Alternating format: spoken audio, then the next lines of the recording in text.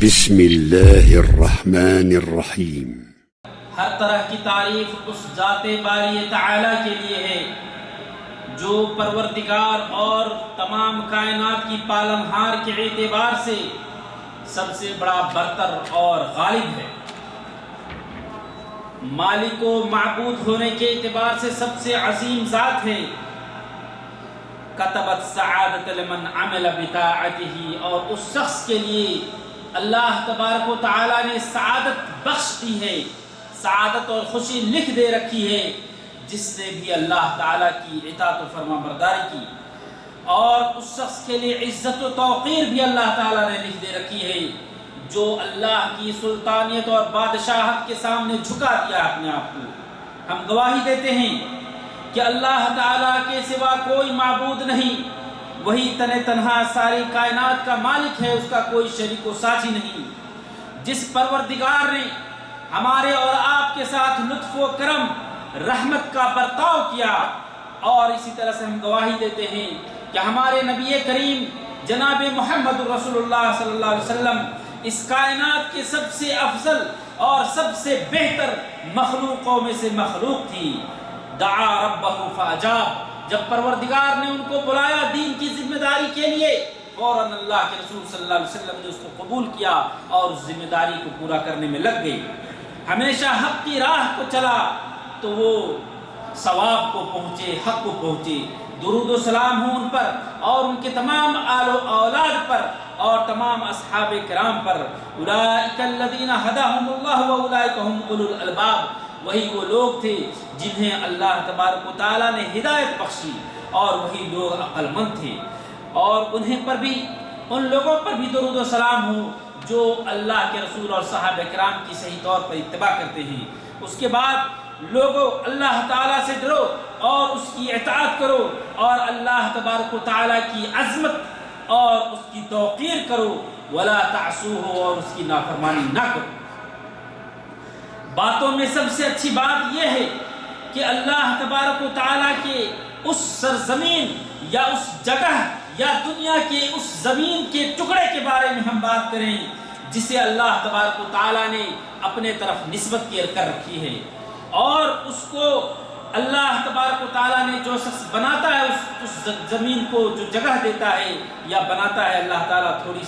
تھوڑا نہ تھوڑا اس کو اجر ضرور دیتا ہے، بلکہ جنت کے اندر اس کے لیے گھر بناتا ہے۔ ہاں میرے بھائیوں، وہ گفتگو ہے مسجد کے بارے میں جو اللہ تبارک و تعالیٰ کی زمین کی سب سے پاک زمین ہے۔ اللہ تبارک و تعالیٰ نے فرمایا اس گھر کے لیے انعام و اکرام کرو کیونکہ وہ اللہ تعالیٰ کا گھر ہے، اور اسی طریقے سے، اور وہ کس طریقے سے اللہ تعالیٰ کا انعام و اکرام والی جگہ نہ ہو، کیونکہ اس کے اندر اللہ کی عبادت کی جاتی ہے، جس کے اندر اللہ تعالیٰ کی وحدانیت کو ذکر کیا جاتا ہے، اور جس کے اندر اللہ تعالیٰ کی حمد و ثنا بیان کی جاتی ہے۔ یہ وہ گھر ہے جس کے اندر اللہ تبارک و تعالیٰ کے لیے جھکا جاتا ہے، ان کے لیے رکوع اور سجود کیا جاتا ہے۔ یہ وہ جگہ ہے جہاں پر اللہ تعالیٰ کی رحمتیں نازل ہوتی ہے۔ یہ وہ جگہ ہے جہاں پر فرشتوں کا نزول ہوتا ہے، جہاں پر فرشتے ملتے ہیں، نیکوکار لوگ جہاں پر آ کر کے اللہ کے بارگاہ میں حاضر ہوتے ہیں۔ معزز سامعین کرام، یہ وہ گھر ہے، یہ وہ جگہ ہے جسے اللہ تبارک و تعالیٰ نے اپنے ضمیر اور اپنے نفس کی طرف منسوب کر رکھا ہے۔ تو کہا اللہ تعالیٰ نے وَأَنَّ الْمَسَاجِدَ لِلَّهِ فَلَا تَدْعُوا مَعَ اللَّهِ أَحَدًا، کہ مساجد اللہ تعالیٰ کے لیے ہے، باقی سرزمین کے لیے اللہ تعالیٰ نے نہیں کہا کہ یہ زمین میں نے اپنے لیے بنایا ہے، فلاں جگہ زمین پر تمہاری اپنی منمانی نہیں چلنی چاہیے، لیکن اللہ تعالیٰ نے مسجد کے بارے میں کہا وَأَنَّ الْمَسَاجِدَ لِلَّهِ، کہ مساجدیں صرف اور صرف اللہ کے لیے بنائی جاتی ہیں، اس کے اندر اور کسی کی عبادت نہیں کی جاتی، اس کے اندر دنیاوی گفتگو نہیں کرنی۔ اس کے احترام میں سے یہ بات لازم اور ملزوم ہے کہ انسان اس کے اندر صرف عبادت کی باتیں کرے، یا مسلمانوں کے تعلق سے اگر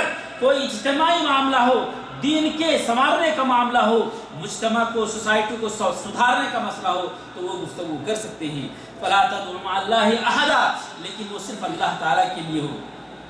صحیح مسلم کے اندر حضرت ابو ہریرہ رضی اللہ تعالیٰ عنہ سے روایت ہے، آپ صلی اللہ علیہ وسلم نے فرمایا احب البلاد الی اللہ مساجدها، کہ مسجدوں کے ملکوں میں سب سے زیادہ بہتر اللہ تبارک و تعالیٰ کے نزدیک سب سے زیادہ پسندیدہ ان کی مسجدیں ہیں، اور جگہوں میں سب سے زیادہ مبغوض جگہ جسے اللہ پسند نہیں کرتا وہ بازاریں ہیں۔ اور حضرت عمر رضی اللہ تعالیٰ عنہ کہتے ہیں کہ مساجد یہ اللہ تعالیٰ کی زمین کے اندر وہ گھر ہوتا ہے، اور اس زمین کے اندر یا اس گھر کے اندر جو لوگ زیارت کرتے ہیں ان مزور کی، یعنی جس جہاں زیارت کرتے ہیں اس کا حق ہے کہ زیارت کرنے والے کی تقریب کیا جائے یا انعام کیا جائے۔ یعنی مسجد کے اوپر یہ حق ہے کہ اگر آپ صالح نیت کے ساتھ اس مسجد کی زیارت کرتے ہیں، نماز پڑھتے ہیں، تو یہ مسجد آپ کو بہت سارے انعام و اکرام سے نوازے گا۔ معزز سامعین کرام، وَمَن يُعَمِّرْ مَسَاجِدَ اللَّهِ إِنَّمَا يَعْمُرُ مَسَاجِدَ اللَّهِ مَنْ آمَنَ بِاللَّهِ وَالْيَوْمِ الْآخِرِ۔ اور سن لیجئے کہ مسجدوں کی تعمیر وہی لوگ کرتے ہیں جن کے دلوں کے اندر ایمان بسا ہوا ہے، جن کے دلوں کے اندر اللہ تبارک و تعالیٰ پر ایمان مضبوط ہے،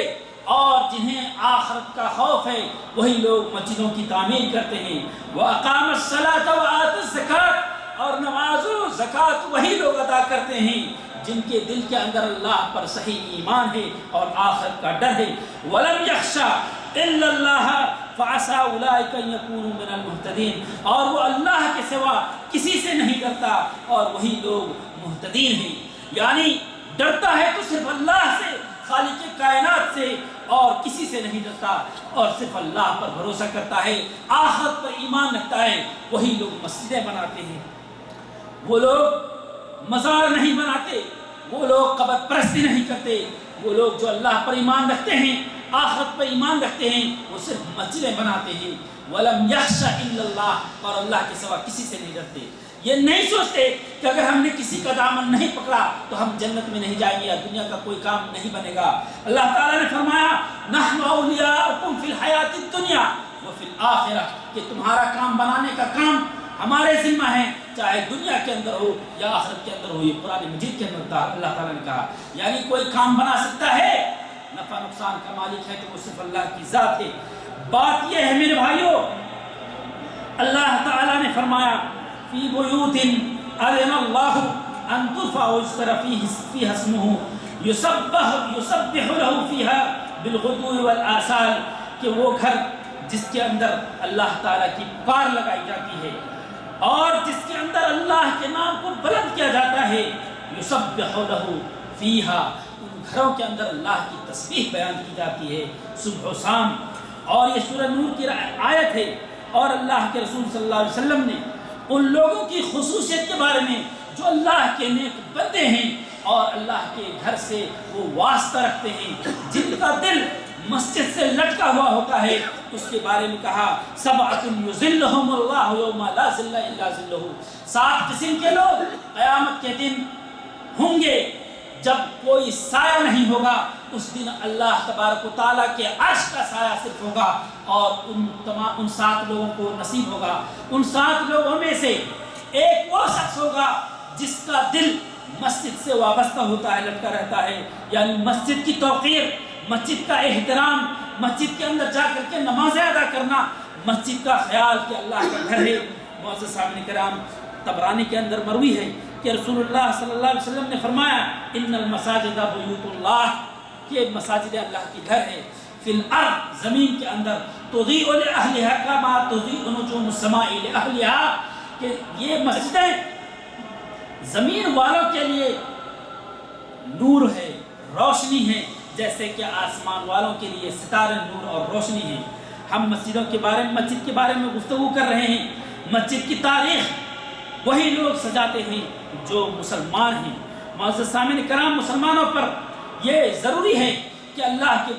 گھر مسجد کے اوپر توجہ دیں اور اس کی عزت کریں۔ ان کی عزت اسی کے اندر ہے، اور وہاں سے اپنی حضارت، اپنی تمدن، اپنی ثقافت کو سنوارنے کی کوشش کریں، کیونکہ یہ منطلق، یہ وہ پلیٹ فارم ہے جہاں سے پاکیزگی کی بو آتی ہے، جہاں پر صرف اور صرف پاک اور طاہر کام کیا جاتا ہے۔ اسی لیے کہا کہ مجتمع اور سوسائٹی کی سدھار اس پلیٹ فارم سے کریں جہاں سے اپنے حضارت اور اپنی ثقافت و تہذیب کو طے کر سکتے ہیں، کہ جس طریقے سے اللہ تعالیٰ کے اس پاک گھر میں پاک کام کے علاوہ اور کچھ نہیں ہوتا، ہم مسلمانوں کی سوسائٹیوں میں بھی یہی ہونا چاہیے کہ پاک معاملات اور تہذیب اور تمدن اور ثقافت کے علاوہ کوئی دوسری ثقافت ہمیں نہیں اپنانی. غربوں کی اور مغربوں کی، یورپیوں کی اور اس کے علاوہ کافروں ملحدوں کی ثقافت و تہذیب ہمیں نہیں اپنانی. ہمیں وہ تہذیب جو مسجدیں ہمیں دیتی ہیں ان تہذیبوں کو ہم اپنانا چاہیے. اور معزز سامعین کرام، وہ لوگ جو مسجد کو چھوڑ کر دوسری جگہوں پر نماز پڑھتے ہیں، مسجد کے اندر نماز پڑھنا کہیں زیادہ بہتر ہے اور اس کی فضل بہت زیادہ ہے. اس کے آداب و سنن ہیں کہ آپ اس کے اندر آ کر کے اللہ تبارک و تعالیٰ کا ذکر کریں، اس کی حرمت کی رعایت کریں اور ان کے جو احکام ہیں اس پر عمل کریں. مسلمانوں، اللہ کے رسول صلی اللہ علیہ وسلم نے فرمایا، اسی وجہ سے اس کے احترام میں سے ہے کہ اللہ تعالیٰ فرماتا ہے یا بنی آدم خذوا زینتکم عند کل مسجد، کہ جب تم مسجد کے اندر داخل ہو یا مسجد کے اندر جانے کا قصد کرو تو تم اس کے لیے زینت اختیار کرو.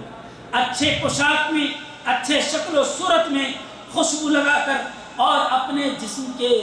رنگت کو سنوار کر کے آؤ،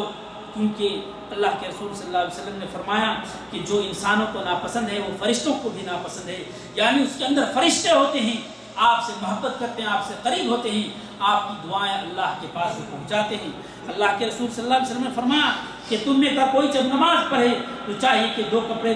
پہن لے اور اللہ تبارک و تعالیٰ کے لیے وہ زینت اختیار کرے. معزز سامعین کرام، تجمل اور خوبصورتی اختیار کرنا یہ ذوق و شوق کی بات ہے، لیکن ہم دیکھتے ہیں کہ بہت سارے عاملین اللہ تعالیٰ کے گھر میں اپنے اسی کام کرنے کے پوشاک میں داخل ہوتے ہیں. یہاں تک کہ وہ لوگ بھی جن لوگوں کے جسم اور پسینے سے گندے بدبو آتے ہیں، جن کے منہوں سے گندے بدبو آتے ہیں، جو مسواک اور برش نہیں کرتے ہیں، وہ لوگ ایسے ہی بغیر کسی اعتبار کیے کہ ہم اللہ کے گھر میں جا رہے ہیں وہ داخل ہو جاتے ہیں. جو کہ ہم بہت سارے لوگوں کو یہ بھی دیکھتے ہیں کہ سونے کے کپڑے میں، جس کپڑے میں وہ سوتے ہیں اسی کپڑے میں مسجدوں میں وہ آ جاتے ہیں. اور جبکہ بہت سارے لوگوں کو ایسے بھی دیکھا جاتا ہے کہ اتنا تنگ اور اتنا چھوٹا سروال پہنتے ہیں جو ان کے سطر کو نہیں ڈھکتا، ان کے گھٹنے کو نہیں ڈھکتا. معزز سامعین کرام، یہ اس کی بے حرمتی کے لیے اس سے بڑی بات کیا ہو سکتی ہے کہ بہت سارے لوگ ایسے کپڑوں کو بھی پہنتے ہیں جن کے آگے یا ان کے پیچھے تصویریں ہوتی ہیں. اعوذ باللہ من الشیطان الرجیم. ہمارے اوپر ایسے لوگوں کے لیے ضروری ہے کہ انہیں نہ ڈانٹیں، نہ جھڑکیں، نہ ان کو پھٹکاریں، لیکن لطف و کرم کے ساتھ ان کی توجیہ کریں، ان کی رہنمائی کریں، تاکہ ہم ان سے محروم نہ ہو جائیں یا یہ مسجد اس سے محروم نہ ہو جائے. غلطیاں سب سے ہوتی ہے، ممکن ہے نادانستگی میں، جہالت میں وہ اللہ کے گھر میں ایسے ہی بغیر کسی اعتبار کے وہ داخل ہو جاتے ہوں، لیکن اس کا یہ مطلب نہیں کہ جو شخص مسجد کے آداب و احترام کو جانتا اور سمجھتا ہے تو اپنی قابلیت کا اظہار کرتے ہوئے، چاہے وہ مصلی گندے کپڑے میں آتا ہے یا بدبودار کپڑے میں آتا ہے یا کام کرنے والے کپڑے میں آتا ہے، تو اس سے ڈانٹا جھڑکا جائے نہیں. معزز سامعین کرام، بلکہ احترام سے کہیں کہ اگر اس کے پاس میسر ہے تو نماز کے وقت وہ اچھا کپڑا پہن لے، نماز کے وقت وہ غسل کر لے، نماز کے وقت وہ مسواک کر لے. اگر اس کے پاس میسر ہے تو نماز کے اہتمام کے لیے، مسجد کے داخلے کے لیے وہ اس کا اہتمام کرے. لیکن اگر میسر نہیں ہے تو جہاں تک ہو سکتا ہے وضو کرنے کے وقت کم سے کم اپنے منہ کی صفائی کرے، اچھے ڈھنگ سے مسواک کرے اور مسجد کے اندر آ کر کنارے میں داخل کھڑے ہو، لیکن وہ مسجد کے اندر آ کر کے ضرور نماز پڑھے. یعنی مسجد نہ چھوٹنے پائے. ایسا تعامل ہم لوگوں سے نہیں ہونا چاہیے کہ وہ لوگ ہمارے کہنے کی وجہ سے مسجدوں کو چھوڑ دیں. معزز سامعین کرام، ہمیں انتباہ کی ضرورت ہے اور مسجد کا قصد کس طریقے سے لوگ کریں گے کہ لوگ تکلیف نہ محسوس کریں. نمازی کو تکلیف نہیں محسوس ہونی چاہیے اور برے بدبوؤں سے ہم نمازیوں کو تکلیف نہ دیں.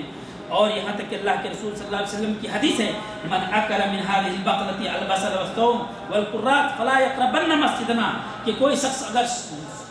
لہسن یا پیاز کھائے یا قرات کھائے تو ہمارے مسجد کے اندر قریب نہ آئے. اگر بالفرض کسی نے کھا لیا تو چاہیے کہ وہ مسواک سے برش سے اپنے منہ کو وضو کے وقت صاف کرے یہاں تک کہ اس کو پتہ چلے کہ صاف ہو گیا ہے۔ معزز سامعین کرام، کچھ لوگ اللہ کے رسول صلی اللہ علیہ وسلم نے فرمایا کہ انہیں چاہیے کہ جو لوگ نظافت کا خیال نہیں کرتے انہیں نظافت کا خیال کرنا چاہیے، کیونکہ فرشتے بھی تکلیف محسوس کرتے ہیں جب آپ نماز میں آتے ہیں۔ معزز سامعین کرام،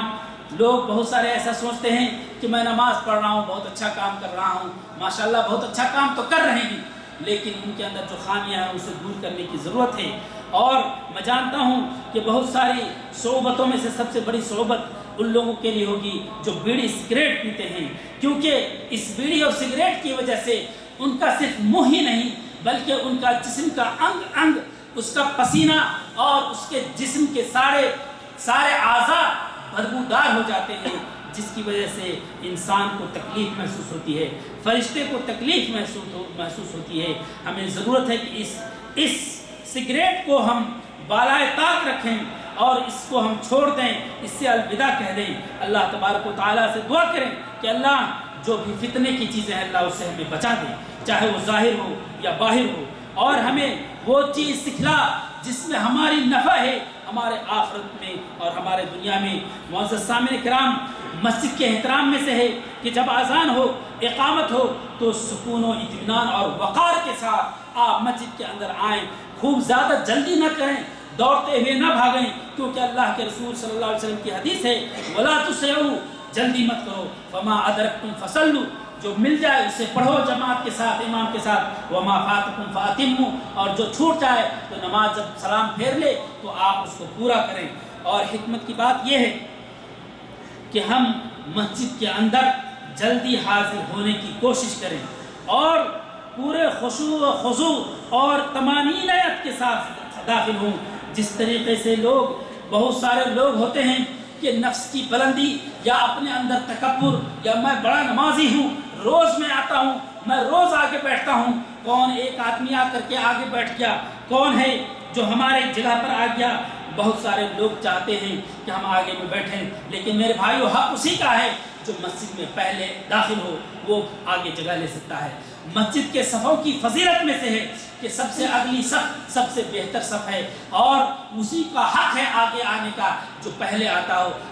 چاہے وہ انسان کی کسی بھی قسم کا ہو، عامل ہو، بادشاہ ہو، اس میں کسی چیز کی تفریق نہیں۔ مسجد کے اندر قدم رکھنے کے بعد ہر مصلی برابر ہے، اللہ تعالیٰ کا بندہ ہے، کسی کے اندر کوئی تفریق نہیں، کسی کو آپ آگے پیچھے نہیں کر سکتے۔ اور آپ جب مسجد کے اندر داخل ہوں تو اللہ تبارک و تعالیٰ اللہ کے رسول صلی اللہ علیہ وسلم پر درود و سلام بھیجتے ہوئے اللہم افتح لی ابواب رحمتک کہیں، اور اگر وقت ہے تو آپ 2 رکعت تحیۃ المسجد پڑھیں اور پھر آپ مسجد کے اندر بیٹھیں، کیونکہ اللہ کے رسول صلی اللہ علیہ وسلم کی حدیث ہے۔ لیکن جب نماز قائم ہو جائے تو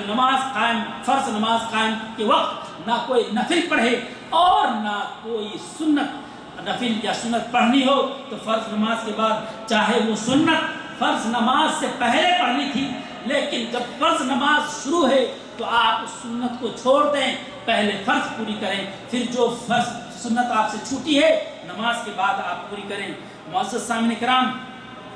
وہ چیزیں جو ہمیں مسجد کے اندر نماز جماعت کے ساتھ پڑھنے کی وجہ سے امتیاز ملتی ہے وہ یہ ہے کہ انسان جماعت کے ساتھ نماز پڑھے، اور یہ وہ لوگ ہیں جو نماز کی پابندی کرتے ہیں، محافظت کرتے ہیں، کہ جیسا کہ اللہ تعالیٰ نے فرمایا وہ لوگ رجال لا تلہیہم تجارت ولا بیع عن ذکر اللہ و اقام الصلاۃ، کہ لوگوں میں مردوں میں مرد مجاہد ایسے بھی ہیں، اللہ تعالیٰ کے نیک بندے ایسے بھی ہیں کہ جب اذان ہوتی ہے، نماز کی آواز لگائی جاتی ہے، لا تلہیہم تجارت ولا بیع، نہ ان کو تجارت سے کوئی پرواہ، نہ ان سے خرید و فروخت سے کوئی پرواہ ہوتی ہے، وہ سارے کو بند کر کے فوراً اللہ تعالیٰ کی گھر کی طرف اور اللہ تعالیٰ کی آواز کی طرف لپک پڑتا ہے۔ وہ اقام الصلاۃ، نماز قائم کرتا ہے، وہ ایتاء الزکاۃ، اور زکوٰۃ ادا کرتا ہے، یخافون یوما تتقلب فیہ القلوب والابصار، اس دن کے بارے میں ڈرتا ہے جس دن یہ آنکھیں بالکل پلٹ جائیں گی، بدل جائیں گی۔ آج کا دل نہیں رہے گا، یہ حرص و طمع کے ساتھ جو دنیا کی بھری ہوئی ہے یہ نہیں رہے گی، بلکہ